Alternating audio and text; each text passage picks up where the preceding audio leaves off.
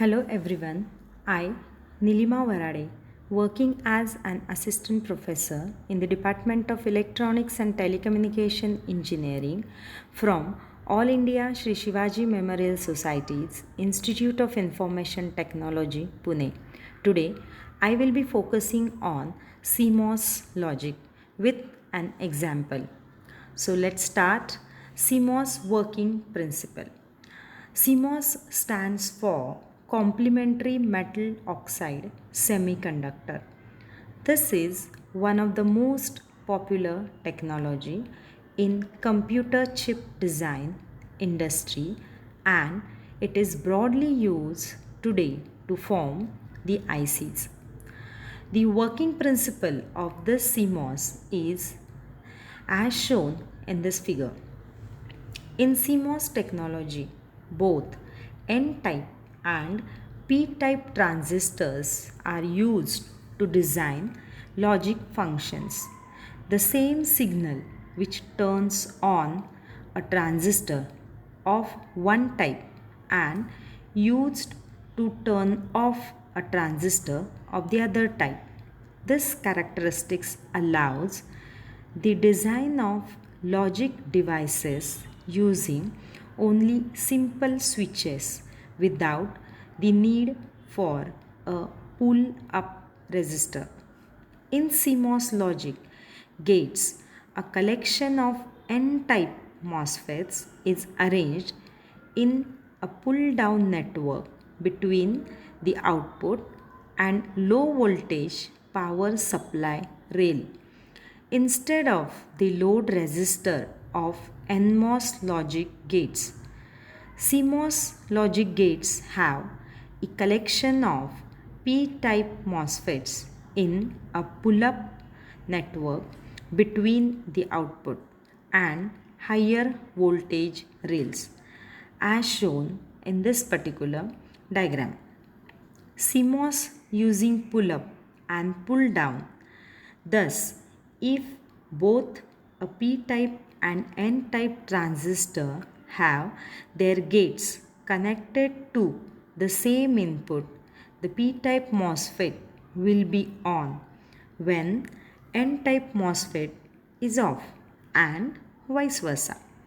The networks are arranged such that one is on and the other is off. Any input pattern as shown in this particular figure. Let's take an example as CMOS inverter. We can have the different applications of CMOS as an inverter. CMOS can be used in a NAND gates, NOR gates. We can implement AND gates or gates as well using the CMOS logic. For simplicity, I have taken this example of a CMOS inverter. I will explain the operation of this particular circuit of a CMOS inverter. As shown in this slide, it consists of PMOS, Q2 transistor and NMOS as Q1 transistor. The input A serves as the gate voltage for both the transistors.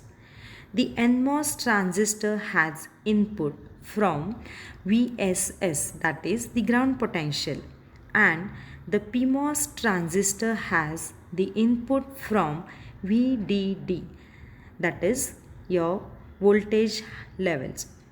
The terminal input is the output, or we can say the terminal Y is the output.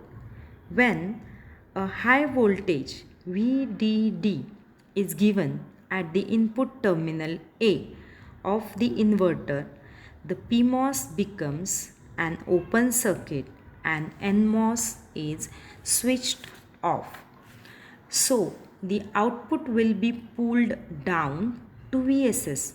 That means your output becomes 0.